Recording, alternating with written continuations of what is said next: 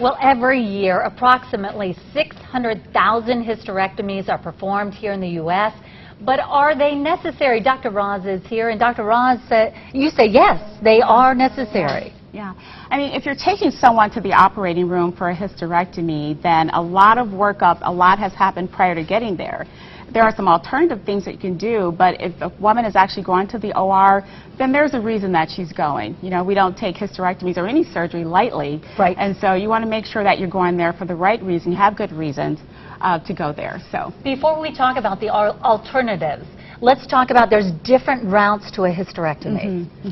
So first of all, I want everybody to know that when we're talking about a hysterectomy, we're talking about removing the uterus. So that's the womb. That's where the baby grows. And so if there's problems, it determines like how do you remove the uterus. It can be done abdominally, where that's where you make like a bikini cut. Right. It can be through the vagina, laparoscopic or robotically assisted are other ways that the uterus can be removed. And what are the common causes for a hysterectomy? Well, the most common in the United States is abnormal bleeding from uterine fibroids. And with fibroids, you can have pain with intercourse, heavy bleeding. Those are some of the common reasons that we take a patient to the operating room with fibroids.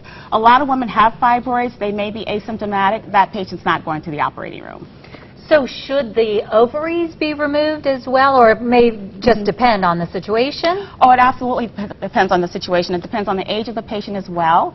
If there's any pathology going on with the ovaries, that would be a reason to remove them. There could be other situational things that you need to remove the ovaries, but keep in mind the ovaries are your source of hormones. And so you take those out if you have good reason to do that. So let's talk alternatives right now. What are they? There are some alternatives to hysterectomy.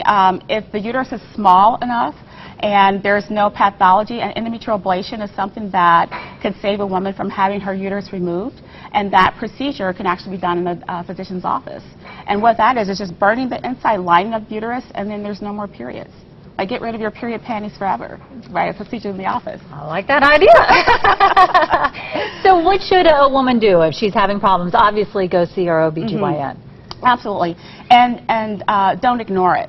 Right. So definitely be evaluated to find out what's causing your irregular bleeding. And that irregularity could be that it's heavy, or you're having 2 menstrual cycles in a month. Who wants that? Right. You know, these are some things that should definitely be worked out. What's the hospital stay like nowadays?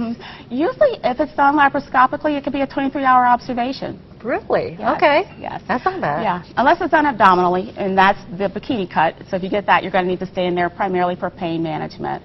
How do we find you, Dr. Roz, if anyone has any more information or Well, questions? you can go to my website, drrozmd.com. Thank you so Great. much. Thank you.